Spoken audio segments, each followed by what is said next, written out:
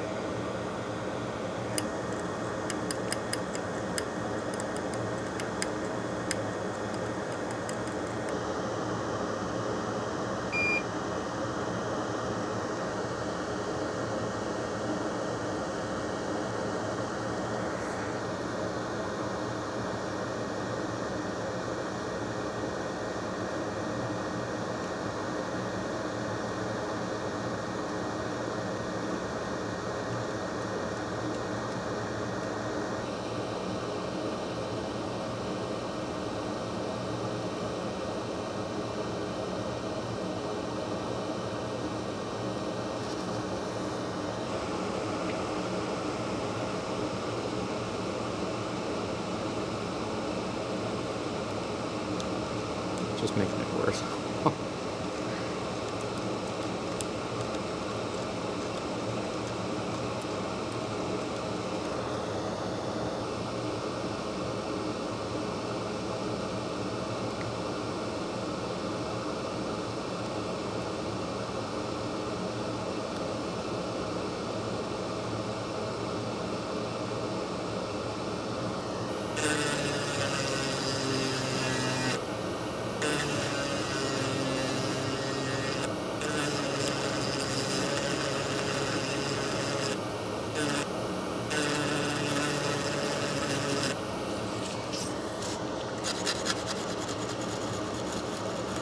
Alright, and we connected pin 6. Probably could have soldered to the pad, but we soldered to a via.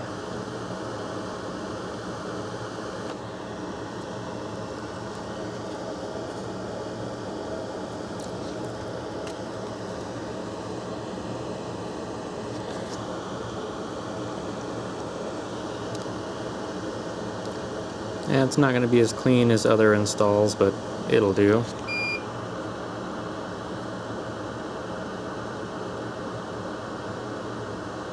Installation instructions, as well as a link to the forum, will be in the description down below. We're going to press on with soldering the wires and come back when it's all done.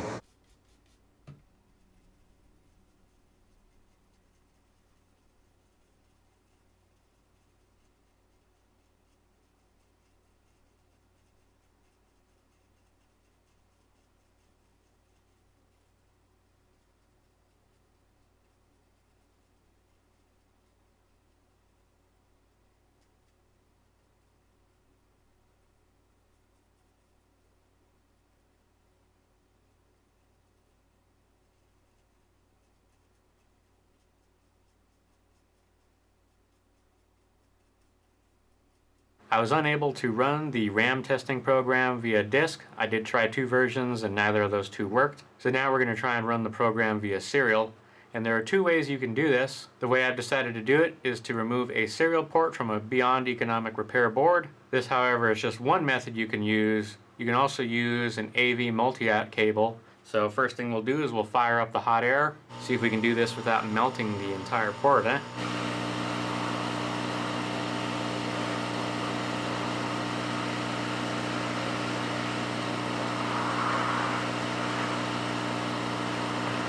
Yeah, it's coming out of there slowly.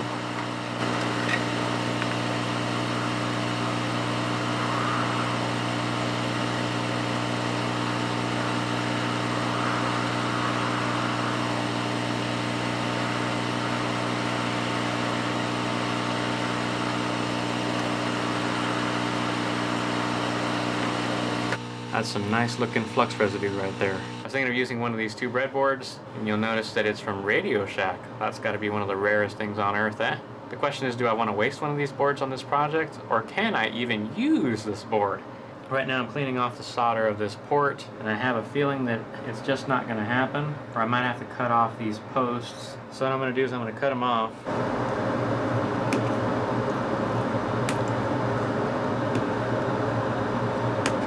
So you can see what I'm working with here. We're going to have to push some pins.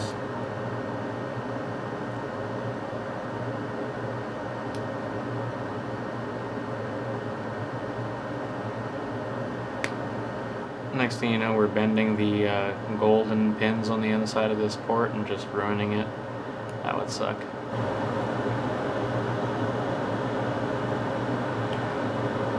Dang. Finally. And of course that was the side that has the copper, so we need to go through on this side right here, which thankfully wasn't too bad. And there we are. Alright, and we finally got all the pins through, and that's what it looks like. So we'll go ahead and tack these down.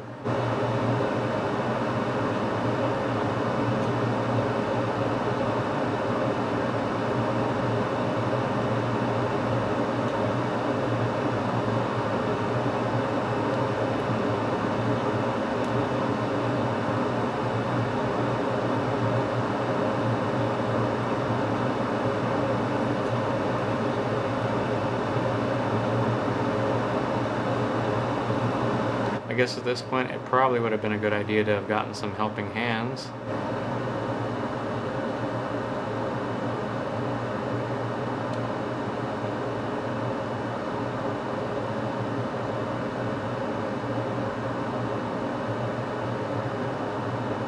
Alright, I think that's going to be good enough.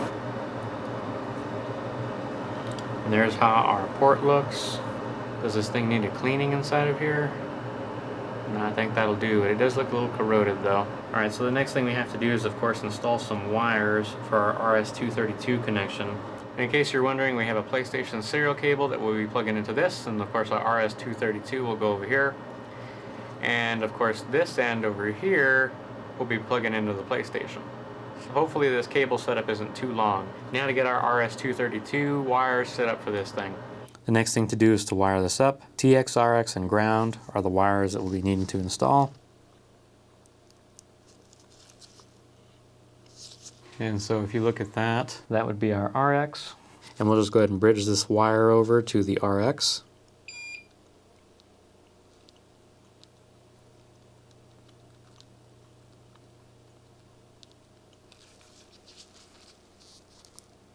It's not our greatest work, but that will do. I guess some of these wires may have some kind of a coating on there. See if that does the trick for us.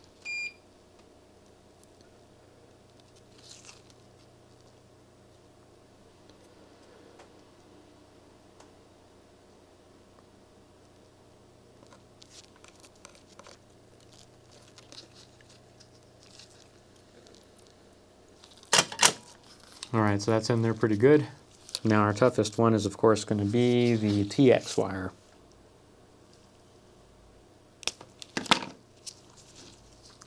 It's kind of overkill, but that'll do. And we're attaching that to the second from last on the right hand side.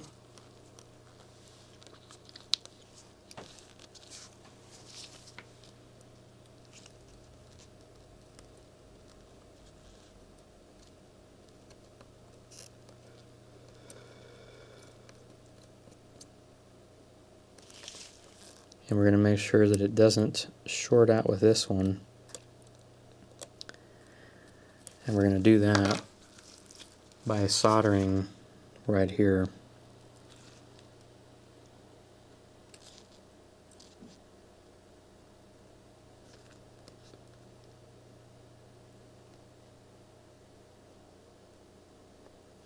And that should be good enough. Go ahead and cut this off.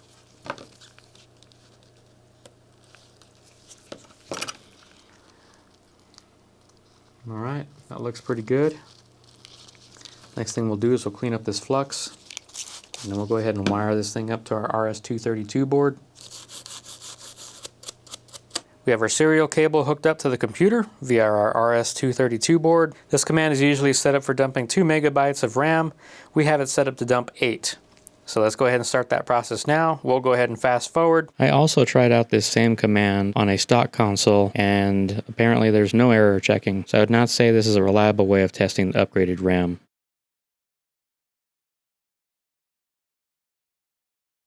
And here's what our RAM dump looks like.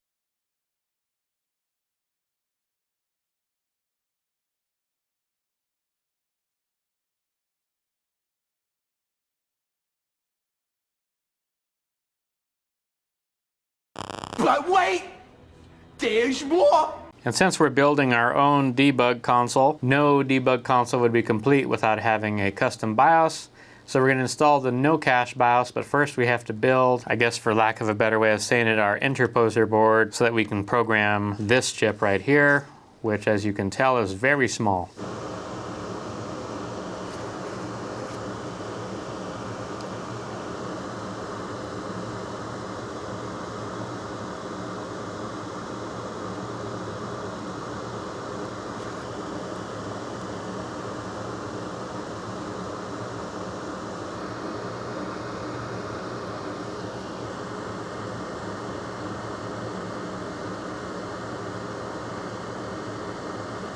It was pretty easy to program the chip using the Geeku programmer, and of course we use the PSX-XB00 PSX-XBOO file, which is the NoCa BIOS. I had to solder the T-SOP just like this for my programmer to detect it. Now let's go ahead and desolder this thing, probably best with hot air.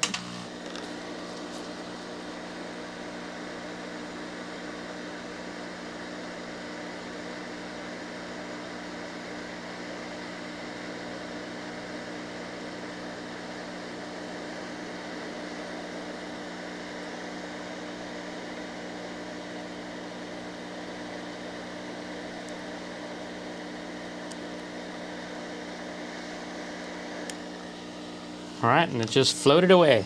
All right, and the next thing to do is, of course, to remove this guy. We're going to accomplish this task using some hot air.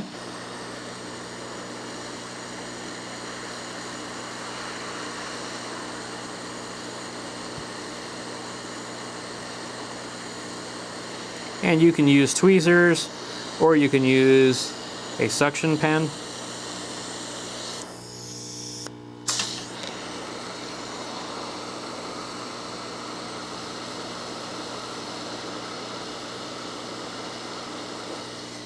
And it comes off just like that. And of course now we need to prep the motherboard for the interposer board. So we'll go ahead and desolder that with some desoldering braid.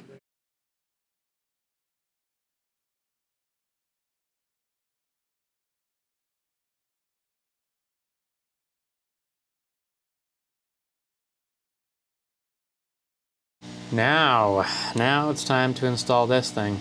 All right, we need to tack this thing down.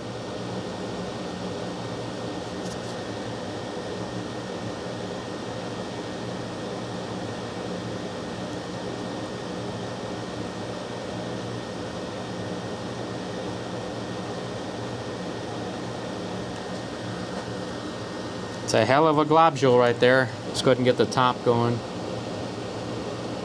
All right. Now it's recommended that you add a boatload of flux. At least that's according to the guide that I saw. So we'll go ahead and do just that.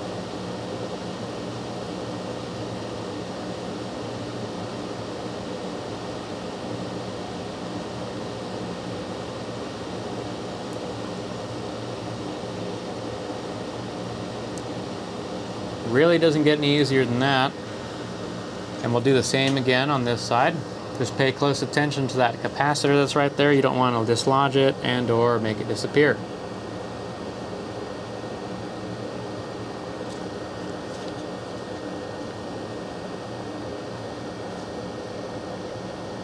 Probably could get away with using a smaller soldering iron, but I think we'll be okay.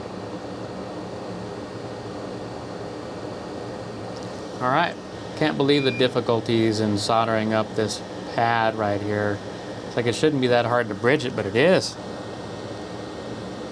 I just don't have a choice at this moment. Alright, and there we go, it's bridged. Now to install our freshly programmed T-stop. And you'll of course want to pay close attention to the polarity. You'll of course want to pay close attention to the orientation. We'll add a little bit of solder to our soldering iron, and then we're just going to lock this thing in place.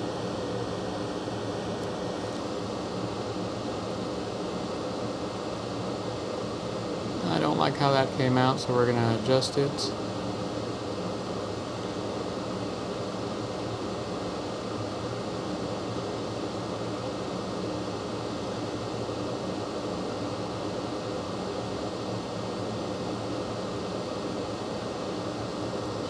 Alright, that'll do. Now let's progress. Man, that is too much solder. We're going to add a little bit of flux. And now we're going to desolder all of this mess. And we're going to have some serious cleaning to do.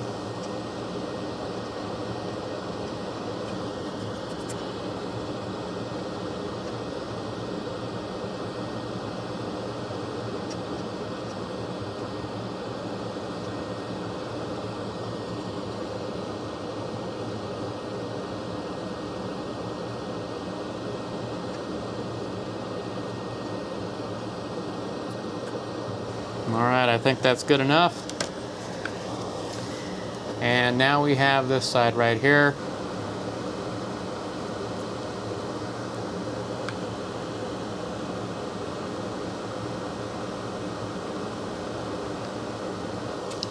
It looks like that's going to work. Go ahead and clean this off.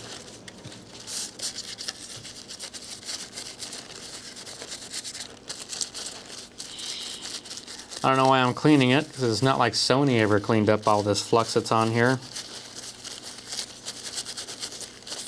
Alright, we'll do one final inspection and make sure that we don't have any shorts. And that looks pretty good. And how about this side? Pretty good.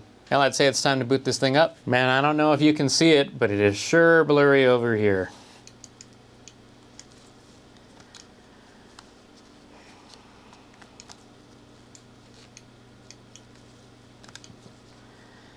Let's go ahead and try and get a game going. So right now we have PSXSerial. See if we can boot this. It's obviously not a legitimate pressed game.